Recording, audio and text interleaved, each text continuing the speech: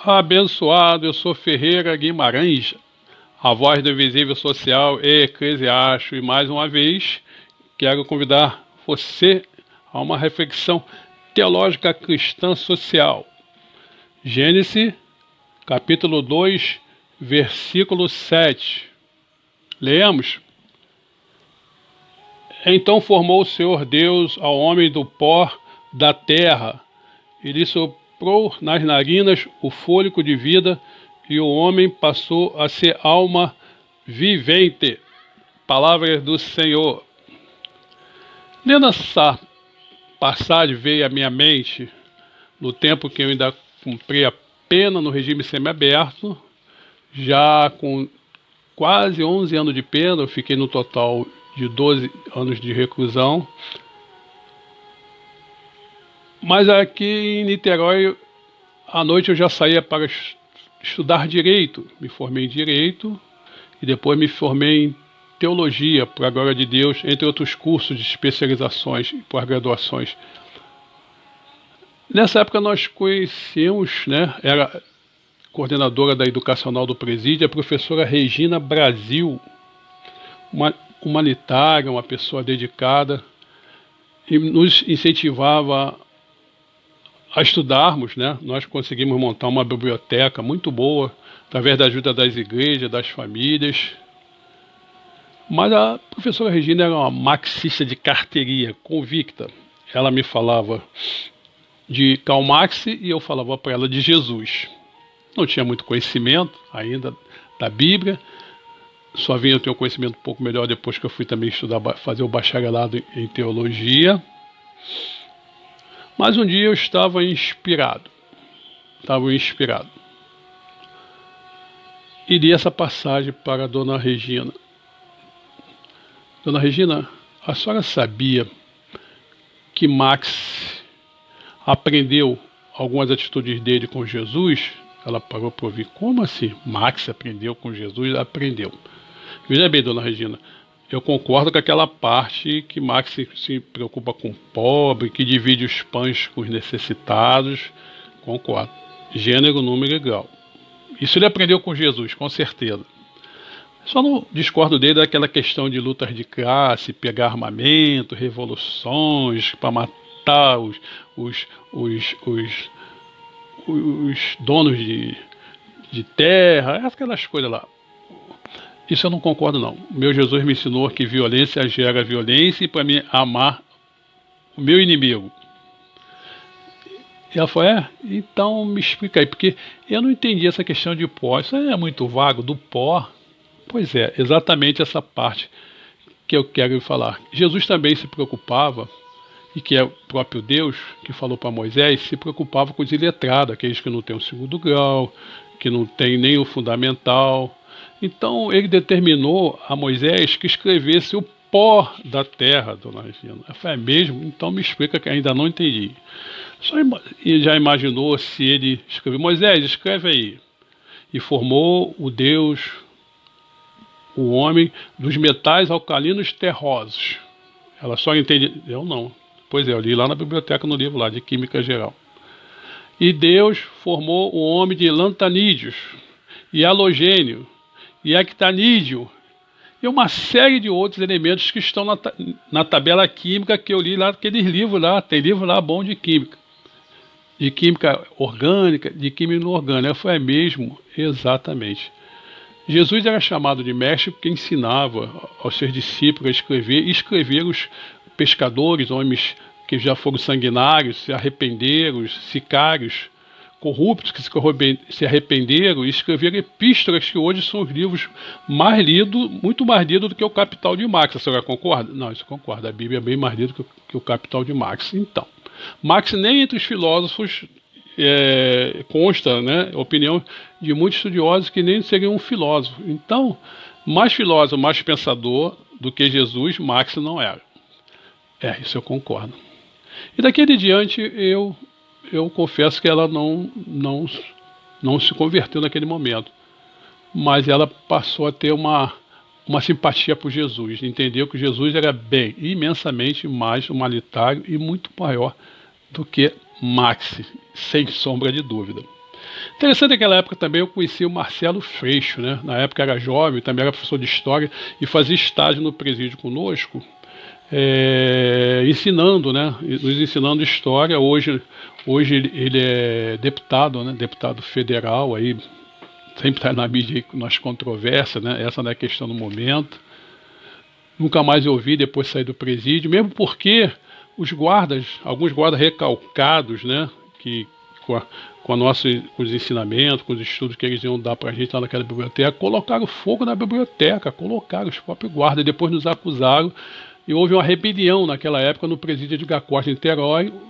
Os que foram acusados diretamente, que na verdade foram os guardas, os presídios se rebelaram, voltaram a Bangu, e eu, como não estava envolvido, já era um cristão, já não queria mais confusão, eu vim para o presídio, ainda em Niterói, do Ferreira Neto. Dali terminei minha pena, e já estou em liberdade aí, quase uns 25 anos de liberdade. Um homem de bem, do bem, que Jesus abençoou a minha vida. Então,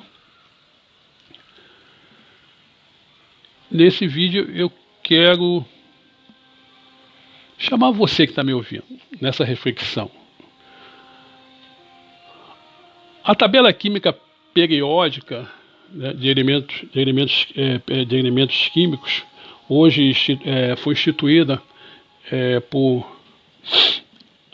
Henri Moseley em 1913. Depois ela passa por um processo de aperfeiçoamento por Mendeleev, e depois ela recebe as configurações atômicas de Niels Bohr, e hoje é que os estudiosos, né, de química aí apresenta da química geral. Ela é composta, né, a composição dela tem exatamente o melhor da terra, o pó que Deus falou para Moisés. Há uma conotação, e você já deve ter visto isso, quando os vendedores falam assim: esse aqui é o pó do ouro, isso é o melhor do ouro. Esse aqui, anel, é feito do pó da prata, da melhor da prata. E essa conotação latínica, né, também pode se referir ao melhor da terra. Deus fez o homem do pó da terra, do melhor da terra, dos elementos químicos finíssimos da terra. É isso, é essa expressão que você precisa ter do que o Senhor das Ciências nos fez, esse corpo que um dia vai se misturar com a própria terra. Nós vamos voltar para o céu como espírito, nós vamos prestar conta como espírito, mas esse pó aqui é a química orgânica. Se você estudar a química orgânica, que é a química que estuda os compostos, né, os compostos derivados do carbono, do elemento químico carbono, vai dizendo uma composição melhor, né, do nosso corpo, que volta para a terra. Por isso que a gente desaparece no solo do cemitério. O professor Adalto Lourenço, PhD, doutor em várias áreas de ciência, né? Ele tem o livro Gênesis 1 e 2, e fala sobre a mão de Deus na criação. Ele é formado aí em astrofísica, bioquímica, enfim, é um renomado palestrante, cientista internacional. Quem sou eu para questioná-lo? Ele diz que o corpo de Adão, o pó a que Deus se refere, é parte de um solo chamado saprolito, que é avermelhado por ser rico em compostos ferrosos. Então, Adão certamente não era nem um negro, nem um branco, conforme esses personagens. Agora tem uma novela aí, o Gênesis, mostrando um Adão branco de olhos azuis ou azul, e a Eva, que jamais derivaria a mim, que sou um negro afrodescendente, a minha etnia, né, a minha cor. E Adão também não era nenhum negro, conforme defende alguns dos movimentos afros aí, negros. Também não era nenhum negro, porque senão os brancos também, nossos irmãos brancos também, não existiriam hoje. Adão tinha uma pele esverdeada, provavelmente avermelhada, e a palavra Adam nos permite isso, que vem do hebraico, né? Perdoe meu hebraico, que eu estou me aprofundando novamente no hebraísmo, mas quer dizer a terra avermelhada, que pelo latinismo acabou sendo traduzida como humus, que vem a palavra humanidade. Adão, no mínimo, tinha uma cor avermelhada, que deu origem a todas as outras cores. Adão e Eva. A única possibilidade seria dessa cor. Então a Bíblia tem a razão que o Senhor da ciência já tinha feito Adão do pó da terra avermelhada.